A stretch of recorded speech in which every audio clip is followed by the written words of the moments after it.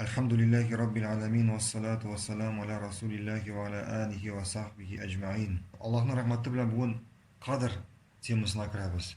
Bismillah. El-Kadir. Arap tilinde El-Kadir. El-Kadir'ni Tatar tilinde tercüme etsek bulanışık takdir. El-Kadir tercümesi manası takdir, yazmış, kureşek. На русском языке будет как? El-Kadir. Предопределение, судьба. Allah'ın sıfatlarından şulay ук ул нәрсә тели шуны эшләй. Аның теләгеннән башка бер нәрсә дә була алмый. Ә ул теләгән нәрсә булмыйча калмый. Шин барлыкта булган бар нәрсә дә бары тик Аллаһның гыйлеме, Аллаһның тәкъдире белән генә барлыкка килгән. Һәм әйләнә тирәбездә нинди генә үзгәреш, нинди генә күренеш булмасын, бу бары тик Аллаһның әмере, Аллаһның рөхсәте белән. Аллаһ язган тәкъдирдән бер ничек китеп качып кутылып булмый һәм аны үзгәртү дә мөмкин түгел. Галәмнәрдә ни генә булмасын, моның булу Аллаһ теләгән һәм әгәр Аллаһ берәр нәрсәне булдырырга теләсә, аны беркем туктата алмый. Нинди генә галәмнәрдә үзгәреш, нәрсәгә булмасын, нинди генә матдә, нинди генә җисем булмасын, моның булуын кем теләгән? Аллаһ теләгән. Беренче, икенчесе, Аллаһ һәрбер нәрсәгә хикмәтен, ягъни үзенең хикмәтен салган. Бер нәрсә дә җир шарына бернинди максатсыз килмәгән. Ягъни Аллаһ аны китергән һәм һәрбер нәрсәгә үзенең максаты бар, һәрбер нәрсәнең үзенең максаты бар. Һәм әгәр Аллаһ берәр нәрсәнең булуын теләсә, аны беркем туктата алмый. Аны беркем туктата алмый. Мисал өчен, әгәр Аллаһ берәр кайда яңгыр яудырасы килсә, аны берәр кеше туктата аламы? Юк. Кыш җитә, кышны беркем туктата аламы? Юк, туктата алмый. Галәмнәрдә ни генә булмасын, моның булуы Аллаһ теләгән һәм әгәр Аллаһ берәр нәрсәне булдырырга теләсә, аны беркем туктата алмый. Аллаһ теләсә, алар барысы да аңа гыйбадәт кылырлар иде. Кемнәр алар? Кешеләр һәм җиннәр. Әгәр дә Аллаһ теләсә, аңа барысы да гыйбадәт кылырлар иде. Ул бит җан ияләрен юктан бар итеп, хәтта аларның гамәлләрен дә барлыкка китерүче. Аллаһ һәрбер җан иясенә аның ризыгын, аның яшисе гомерен язып куючы. Хәши укыган сүзләргә дәлилләр әйтеп китербез. Аллаһ субханәһу тәгалә әйтте: "Ла юсъалу амма яф'алу ва хум юсъалун." Аллаһ үзенең гамәлләре өчен соралмаячак. Аллаһ үзенең кылган эшләгән гамәлләре өчен аннан бер кеше дә сорый алмаячак. Ул соралмаячак. Ләкин алар соралачаклар. Кемнәр алар? Кешеләр һәм җиннәр. Кешеләр һәм җиннәр үзләренең гамәлләре өчен соралаячаклар. Ләкин Аллаһтан бер кеше дә сорамаячак. Аңладыңызмы? Ә кешеләрдән җиннәрдән кем сораячак? Гамәлләре өчен. Аллаһ. Шулай ук Аллаһ субханәһу тәгалә әйтте: "Инна кулла шайин халакнаху биқадар." Чынлыкта, хакыйкатьтә ди Аллаһ Тәгалә, без бар нәрсәне дә барлыкка китердек тәкъдир белән. Ма асаба мин мусибатин фил арди ولا في أنفسكم إلا في كتاب من قبل أن نبرأها. Нинди генә кайгы, я бәла каза булмасын, җирдәме ул, я инде сезнең үзегездәме? Бу инде алдан язылган. Ярар, нәрсә соң ул тәкъдир? Күп кеше тәкъдирне аңлый мәҗбүр итү дип. Ягъни кешенең бер нинди дә ихтыяры юк. Аның тормышында ни генә булмасын, кеше уйлый бу аның язмышы, бу аның тәкъдире дип. Ул уйлый бу аңа мәҗбүр ителгән дип, хәтта гөнаһ эшләсә дә. Күп кеше уйлый тәкъдирне мәҗбүр ителгән дип. Ягъни тәкъдир язмыш дип, мәсәлән, ул әйтә: "Менә мин бүген бәхетсез инде" ди. "Миңа шулай язылган инде бәхетсез булырга" ди.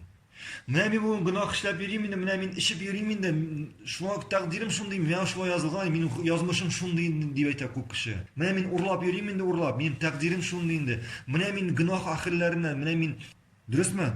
Ничек уйлыйсыз? Әлбәттә, бу дөрес түгел. Тәкъдирнең татар теленә дөрес тәрҗемәсе мәҗбүр итү түгел, ә исап-хисап була. Ягъни расчет. Исап-хисап. Хәзер мин сезгә моны җентекләп аңлатырга тырышырмын. Без Аллаһ бар нәрсәне дә белә дип әйттек. Әйме? Ул белә үзенең мәхлуклары турында һәм ул белә үзе турында. Ва хуа бикулли шайин алим. Аның гыйлеме бар нәрсәне дә чолгап алган. Ул белә үзе турында һәм үзенең бар мәхлуклары турында белә. Нам. Ярар, Аллаһның гыйлемен ничек аңларга? Без әйтәбез, ул белә, ягъни без әйттек: "Ва хуа бикулли шайин алим." Ничек аңларга бу сүзләрне? Аллах, ягъни барлык элек, ягъни алдан булган нәрсәләрне дә белә. Шулай ук Раббыбыз хәзерге заманда нәрсә барлыгын белеп тора. Хәтта киләчәктә ни буласы Аллаһка билгеле. Беттеме? Юк, бетмәде. Шулай ук Аллаһ белә булмаган нәрсәне, һәм шул булмаган нәрсә булса ничек булачагын. Аңладыгызмы? Һәм сезгә бәләкәй генә мисал китерәм. Әйтик, бер кеше юлга чыга. Аның теләге Казаннан Дубайга очырга. Һәм барасы көнне самолетка утырасы көнне җыгылып аягын сындыра. Мәсәлән, аэропортка барганда. Һәм оча алмый. Ягъни ул барырга тиеш иде, Казаннан Дубайга очырга тиеш иде ял көннәренә. Ләкин самолетка барганда, аэропортка барганда җыгылып аягын сындыра. Бара алмыйча кала. Самолетка утыра алмый. Аллаһ белдеме моның шулай буласын? Бу кешенең шул көнне җыгылып аягын сындырып оча алмаячагын белдеме Аллаһ? Белде. Аллаһ белдеме, әгәр ул аягын сындырмаган булса, Дубайга барса, нәрсә буласын? Белдеме Аллаһ? Әйе. Хәтта бу да Аллаһка билгеле. Аңладыгызмы? Без әйттек, тәкъдир ул хисап дидек. Тәкъдир ул исәп, хисап дидек. Шулай галимнәребез тәкъдир ул гыйлем, гыйлем ул тәкъдир дип әйтәләр. Бу сүзләрне аңлар өчен мин сезгә мәктәп мәсьәләсендә мисал китерәм. Ренат Радикович. Ла илаха илlallah. Игътибар итегез. Аллаһ предопределил. Аллаһ рассчитал. Аллаһ кешенең язмышын билгеләде. Аллаһ кешенең тәкъдирен билгеләде. Ягъни Аллаһ нәрсә мәҗбүр иттеме? Юк, Аллаһ хисаплады. Ничек аңларга моны? Һәм мин аңлатырга тырышам. Мәктәптә эшли бер укытучы һәм аның исемен әйтик, Радик Ринатович дип мәсәлән. Һәм без беләбез, мәктәптә укыганда укытучыларга бирәләр класслар, сыйныфлар бирәләр. Мәсәлән, беренче класс килә мәктәпкә, аңа беркетәләр бер укытучы, класс җитәкчесе. Мәктәпкә килә беренче класс, беренче сыйныф керә мәктәпкә, балалар керә, һәм моңа бу класска беркетәләр класс җитәкчесе. Без аның исемен кем дидек? Радик Ринатович дидек. Килә класс, һәм моңа бу класска беркетәләр класс җитәкчесе, һәм бу икенче класска кадәр аларның класс җитәкчесе булып эшли. 2 елдан соң бу укытучы авырып китә. Исеме кем дидек? Радик Ринатович. Бу укытучы авырып китә, калдыра мәктәпне. Һәм бу класска беркетәләр икенче бер укытучыны. Икенче укытучыны беркетәләр. Класс җитәкчесе итер. Бу укытучы эшли 1 ел. 1 ел эшләгәннән соң ул да авырып китә, бу класска беркетәләр икенче укытучыны. Бу укытучы эшли ярты ел. Һәм өченче укытучы ярты эшләгәч, теге беренче укытучы терелеп әйләнеп кайта мәктәпкә кире. Исеме кем булды? Радик Ринатович. Әйләнеп кайта һәм үзенең классына кире моны беркетәләр. Һәм бу класс, бу сыйныф мәктәпне тәмамлаганчы шушы класста сыйныф җитәкчесе, класс җитәкчесе булып эшли. Беренче укытучы Радик Ринатович эшләде бу сыйныфта ничә ел класс җитәкчесе булып? 8 ел ярым. Икенчесе эшләде 1 ел. Өченчесе эшләде ярты ел. Һәм 11нче классны бетерәләр, җитә имтихан вакыты, имтихан, экзамен. Имтихан вакыты җитә һәм имтихан алдыннан бу 3 укытучы җыела бер класска. Һәм буларның алдында ята шушы сыйныфның исемлеге, фамилиясе исеме. Һәм булар карыйлар да теге ярты ел эшләгән укытучы әйтә, мин ди уйлыйм ди, шундый укучы шундый билгегә бирә имтиханын, шундый укучы шундый билгегә бирә, шундый укучы шундый билгегә имтиханын бирә дип әйтә.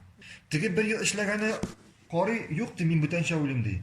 Минем уйлавымча ди, минем фикерләвемчә менә бу укучы менә шундый билгегә имтиханын бирәчәк дип уйлый. Әйтеп чыга үзенең уйлавын. Һәм бу Радик Ринатович 8 ел ярым эшләгән әйтә, юк ди, мин алай уйламыйм ди. Менә бу шулай бирә ди. Менә монысы белән килешәм ди, монысы дөрес ди. Менә булары шулай, менә булары шулай бирә ди. Чөнки менә монысы тырышты ди, монысы тырышмады, монысы менә шулай күрсәтеп йөрде, ләкин ул алай түгел ди. Аңладыгызмы? Җитә имтихан вакыты. Һәм укучылар имтихан бирәләр. Имтиханнан соң карыйлар билгеләрне, бу Радик Ринатович 95%-ка дөрес әйткән. Тегеләре дөрес әйтмәгән. Нигә ул дөрес әйткән? Чөнки ул белә. Чөнки ул белә һәрбер үзенең укучысын. Ул белә һәрбер үзенең укучысын, кем ничек укыды, кем ничек тырышты, һәм якынча аларның билгеләрен әйтте. Һәм 95%-ка дөрес әйтте. Ярар. Укучылар арасында бар 5-легә биргәннәр, укучылар арасында бар 2-легә биргәннәр бар. Һәм бер укучы 2-легә биргән. Радик Ринатович әйткән иде аны 2-легә бирер дип. Һәм буларның сөйләшүләре менә бу үч укучының, укытучының сөйләшүе имтихан алдыннан. Бу икелегә биргән укучының әтиәннәре ишетеп ала, белә. Һәм бу икелегә биргән укучының әтиәннәре килә бу радикерга дип әйтә. Безнең балабыз икелегә биргән имтиханы ди. Син гаепле ди. Безнең балабыз имтиханы икелегә биргән ди. Син гаепле ди. Радикерга дип әйтә, ничек мин гаепле булыйм ди. Мин бит имтиханы бирмәдем, алар бит үзләре яздылар. Мине хәтта имтиханга кертмәделәр. Мин үземнең уемны гына яздым. Ул бит сезнең тырышмады, укымады ди. Юк ди, син гаепле ди. Менә син шулай дип әйткәнсең ди. Шуңа икелегә биргән ул безнең ди. Юк, ничек мин гаепле булыйм ди. Мине хәтта имтиханны тикшергә дә кертмәделәр. Мин аларның эшләрен тикшермәдем дә. Мин үземнең уемны гына әйттем. Юк, син гаеплеләр. Бу әтиәне дөрес әйтәме? Юк.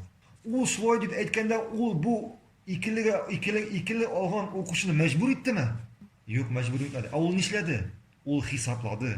Ул якынча үзенең гыйлеменә таянып, ягъни гыйлеменә таянып күз карашын әйтте. Якынча әле бу кеше Аллаһ барлык мисаллардан бөек. Бу укытучы якынча әйтте, Аллаһ белә. Аллаһ белә һәрбер бәндәсенең кайчан, нәрсә, ничек эшләячәген. Һәм Аллаһ тәкъдирне язганда мәҗбүр итәме? Юк. Аллаһ хисаплый. Аллаһ чөнки белә һәрбер бәндәсенең кайчан, ничек эшләвен, ничек гомер кичерүен, кайда нәрсә сайлавын һәм тәмуфкамы җәннәткәме керәсен. Аллаһ бикулли шәйин алим. Аллаһ һәрбер нәрсәне үзенең гыйлеме белән чагылган һәм үзе турында белә, һәм үзенең мәхлуклары турында белә. Һәм ул тәкъдирне язганда мәҗбүр итми, хисап ясый. Дальше барабыз. Һәм инде шушыннан безнең бер кагыйдә барлыгы килә. Нинди кагыйдә? Al-Qadru al-Kashif وَلَيْسَ بِجَابِرٍ. Yani təqdir ul aşuşu күрсәтә безгә, түгел мәҗбүр итүче. Təqdir aşuşu күрсәтә, мәҗбүр итми. Хәзер аңлагыз. Карагыз. Әйттем aşuşu дип. Безгә тәqdir аркылы Аллаһның гыйлеме ачыла.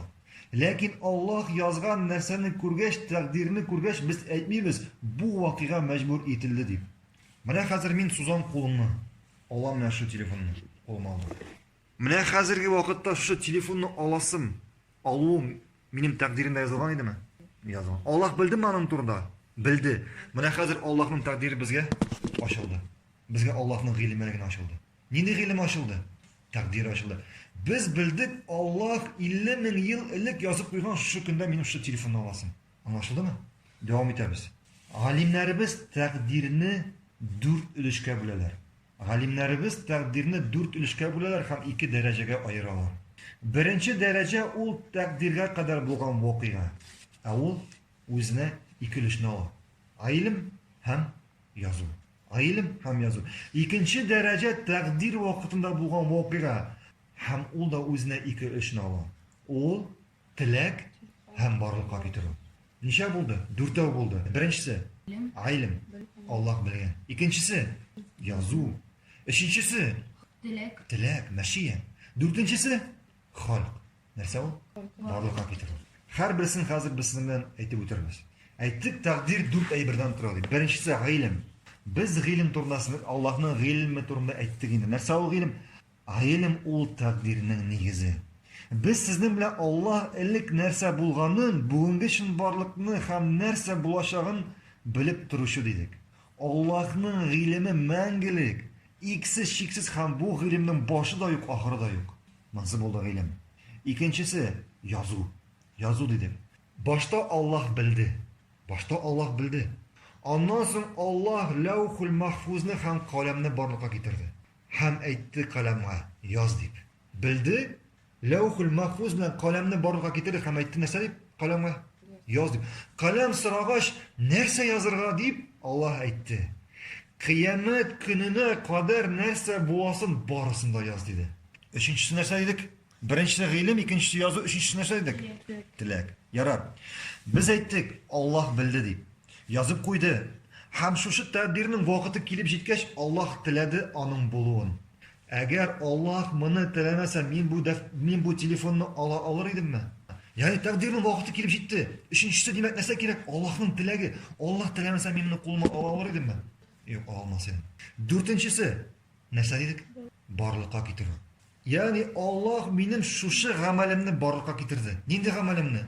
Телефонны кулга алу. Аллаху халакакум ва ма тафгалун. Yani Allah сезне барлыкка китерүче һәм сезнең гамәлләрегезне. Аңладыгызмы? Хәзер мин сезгә моны аңлатып китәм мисал белән. Тамырка, чтобы вы закрепили. Менә мин кулымны сузып телефонны алдым. Игътибар итегез. Кулымны сузып телефонны алдым. Аллах белдеме моның турында 50 мең еллык? Мен шу телефон аласымны. Белде. Яздымы? Әйе, язды. Аллах инде 50 мең ел элек һәм язып куйды. Белде һәм язып куйды. Шундый көнне менә Рамил шундый вакытта, шундый сәгатьтә шушы дәфтәрне алырга теләячәк һәм игътибар итегез, алырга теләячәк һәм алачак. Менә монысы беренче дәрәҗә булды. Ягъни гыйлем һәм язып кую. Ярар, хәзер икенче дәрәҗә. Шушы гамәлнең вакыты килеп җитте.